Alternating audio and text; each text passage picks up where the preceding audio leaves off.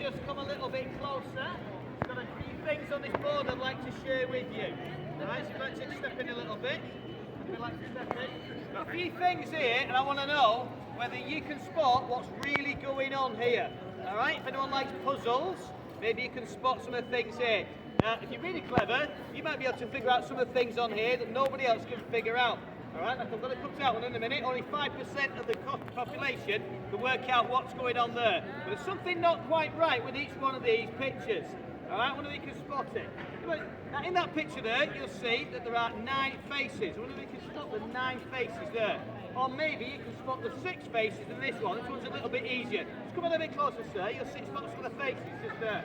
You see we've got one big head there.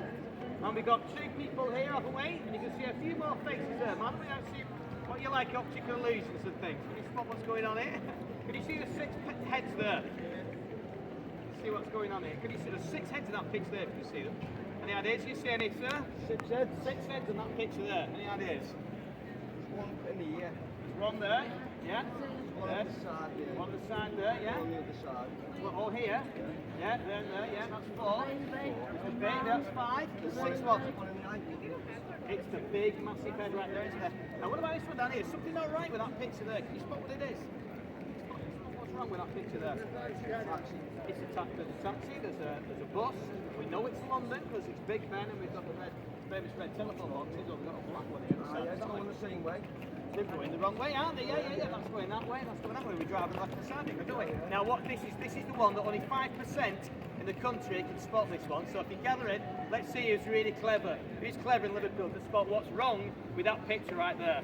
Anybody spot what's wrong with it? Any ideas? When you get it, it's obvious, but at the moment, it's a bit like, you know, what's going on there? So what? He's got it, 5%, top 5% right there. There's a moon in the background. How can the moon be in the background if you stood on the moon? It's cracking, isn't it? And we're looking at what is unusual about these things. There's 1 or 2 things that are not quite right. Right, I've already said, you've never seen a baby be born in a stable before. That was God coming down to earth in flesh, dwelling amongst us in humility. And then here, there's something not quite right there. Madam, do you know what's wrong with this picture? What's wrong with it? When was Jesus crucified? Do you know when it was? It was the middle of the daytime. 9 o'clock in the morning till 3 o'clock in the afternoon, and yet darkness covered the land between 12 o'clock and 3 o'clock. Right?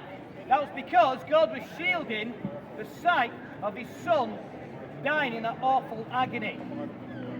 And it was a miracle that took place when the sun disappeared. It went dark for 3 hours. But you know, Jesus died on that cross and he didn't stay dead. He rose again. That's the hope that we have to offer today in Liverpool. Alright, that's the great song in our hearts. You know, it's the Eurovision Song Contest, isn't it? Okay?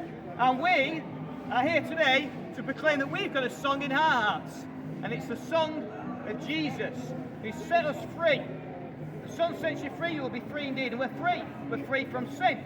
We still do things wrong, but we're free from sin. We're free from the consequences of sin. Why? Because Jesus beat the grave. And that's the great message that we have today for the people of Liverpool. Do you know that, sir? Do you know that, madam? Do you know that Jesus conquered your grave? If you put your trust, fellas, in what the Lord Jesus did on the cross, you can be raised from the dead to a new life in him. Alright? So thank you for listening, Liverpool. And I'll make way for my brother to come on and give a few words as well.